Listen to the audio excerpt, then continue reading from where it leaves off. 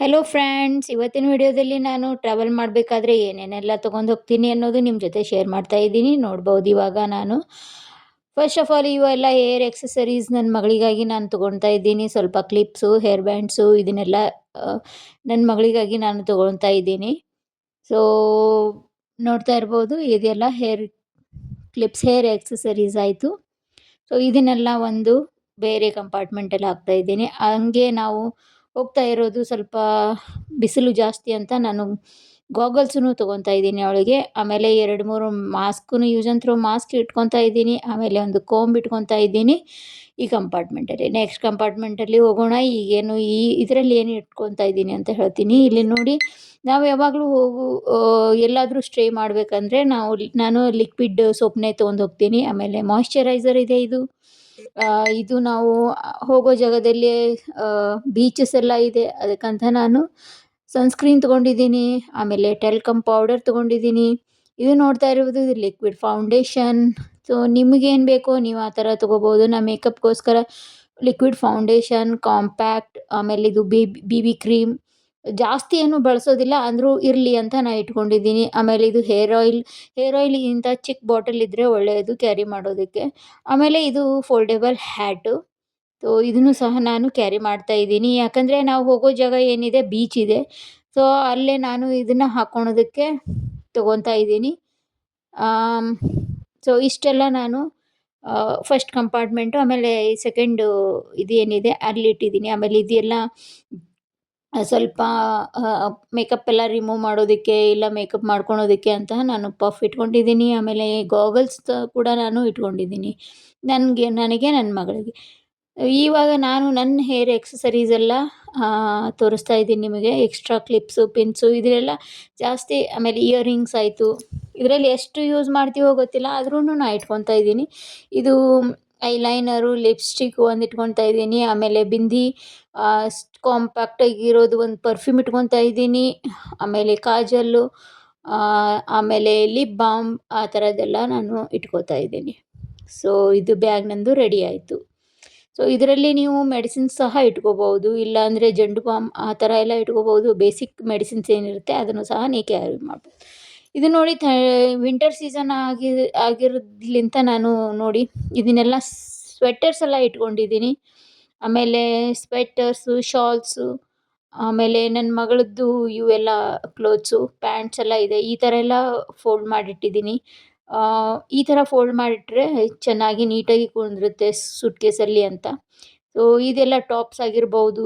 ಆಮೇಲೆ ಬೀಚ್ಗೆ ಹೋಗ್ತಾ ಇದ್ದೀವಿ ಅಂತ ಅವಳಿಗೆ ಸ್ವಿಮ್ಮಿಂಗ್ ಸೂಟ್ ತೊಗೊಂಡಿದ್ದೀನಿ. ಈ ಕಡೆ ಬಂದರೆ ನೋಡಿ, ನಂದು ಕೂಡ ಯಾವ ಥರ ನಾನು ಫೋಲ್ಡ್ ಮಾಡಿ ಇಟ್ಕೊಳ್ತೀನಿ ಅನ್ನೋದು ನೋಡ್ತಾ ಇರ್ಬೋದು ನೀವು. ಆಮೇಲೆ ನೈಟಲ್ಲಿ ಹಾಕ್ಕೊಳೋದಕ್ಕೆ ಅಂತ ಬೇರೆ ಸಪ್ರೇಟ್ ಡ್ರೆಸ್ಸಸ್ ಎಲ್ಲ ಇಟ್ಕೊಂಡಿದ್ದೀನಿ. ಆಮೇಲೆ ಬೀಚೆಲ್ಲ ಹಾಕೊಳ್ಳೋದಕ್ಕೆ ಬೇರೆ ಸಪ್ರೇಟ್ ಡ್ರೆಸ್ಸಸ್ಸು. ಆಮೇಲೆ ಒಂದು 2 ಸೆಟ್ಟು ನಾನು ಸ್ಕರ್ಟ್ ಆ್ಯಂಡ್ ಟಾಪ್ ಇಟ್ಕೊಂಡಿದ್ದೀನಿ. ಆಮೇಲೆ ಟವೆಲ್ ಎಲ್ಲ ಇಟ್ಕೊಂಡಿದ್ದೀನಿ. ನೀವು ಹೋಟೆಲಲ್ಲಿ ಸ್ಟೇ ಮಾಡಿದರೆ ಅಲ್ಲೆಲ್ಲ ನಿಮಗೆ ಪ್ರೊವೈಡ್ ಮಾಡಿರ್ತಾರೆ. ಅಂದರೂ ಸಹ ನಾನು ನಮ್ಮದು ಟವೆಲ್ಲು, ಆಮೇಲೆ ಸೋಪು, ಶಾಂಪೂ ಈ ಥರನೆಲ್ಲ ನಾನು ಕ್ಯಾರಿ ಮಾಡ್ತೀನಿ ಯಾವಾಗಲೂ.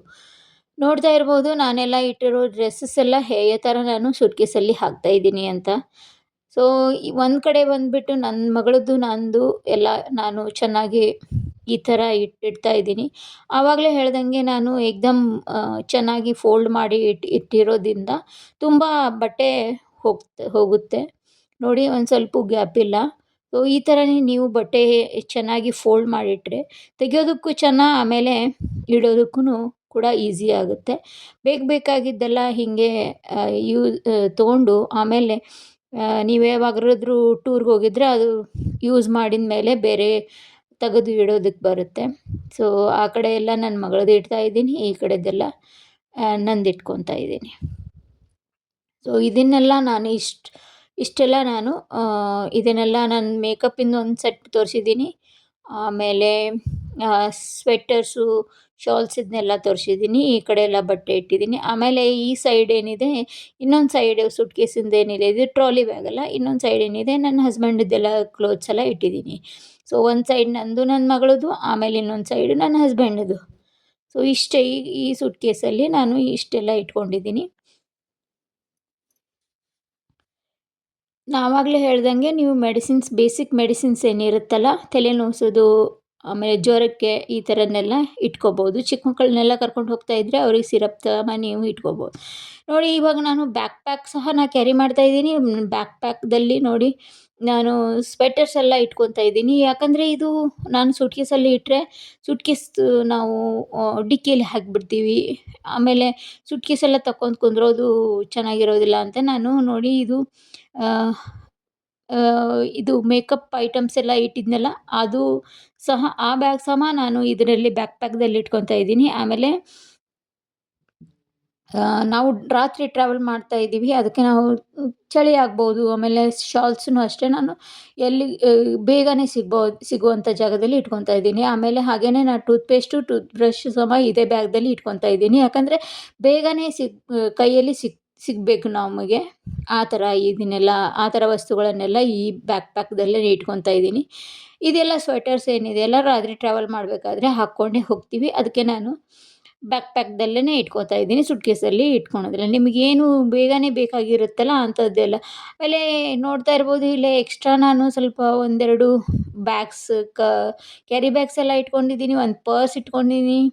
ಆಮೇಲೆ ನನ್ನ ಮಗಳಿಗೋಸ್ಕರ ಒಂದು ಬುಕ್ ಸಹ ಇಟ್ಕೊಂಡಿದ್ದೀನಿ. ಆಮೇಲೆ ಇವಾಗ ನೋಡಿ ಇದನ್ನೆಲ್ಲ ತಿನ್ನೋದಕ್ಕೆ ಅಂತ ನಾನು ತಗೋತಾ ಇದ್ದೀನಿ. ಆ್ಯಪಲ್ಲು, ಆಮೇಲೆ ಸ್ವಲ್ಪ ಪೊಟ್ಯಾಟೊ ಚಿಪ್ಸು, ಖಾಕ್ರಾ ಈ ಥರ ಎಲ್ಲ ನೀವು ಡ್ರೈ ಐಟಮ್ಸ್ ಎಲ್ಲ ಕ್ಯಾರಿ ಮಾಡಿದರೆ ನೀವು ಟ್ರಾವೆಲಲ್ಲಿ ಅವಾಗವಾಗ ತಿನ್ನೋದಕ್ಕೆ ಬರುತ್ತೆ. ನೋಡಿ ಚಿವಡ ಇದೆ ಇದನ್ನು ಸಹ ನಾನು ಕ್ಯಾರಿ ಮಾಡ್ತಾ ಇದ್ದೀನಿ. ಡ್ರೈ ಫ್ರೂಟ್ಸು ಎಲ್ಲ ರಾತ್ರಿ ತಿನ್ನೋದಕ್ಕೆ ಅಂತ ನಾನು ಚಪಾತಿ ಆಮೇಲೆ ಈ ಥರ ನಾನು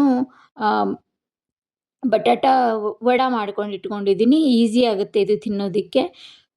ಈ ಚಪಾತಿ ಆಮೇಲೆ ಪಲ್ಯ ಏನಿದೆ ರಾತ್ರಿ ಊಟಕ್ಕಾಗತ್ತೆ ಅಂತ ನಾನು ಕ್ಯಾರಿ ಮಾಡಿದ್ದೀನಿ. ಆಮೇಲೆ ನೀವು ಪರ್ಸಲ್ಲಿ ID ಕಾರ್ಡ್ ನೀವು ಕ್ಯಾರಿ ಮಾಡಿ. ಆಮೇಲೆ ಒಂದು ಸ್ವಲ್ಪ ಕ್ಯಾಶು ಸಹ ಕ್ಯಾರಿ ಮಾಡಿ. Bye bye. Thank you.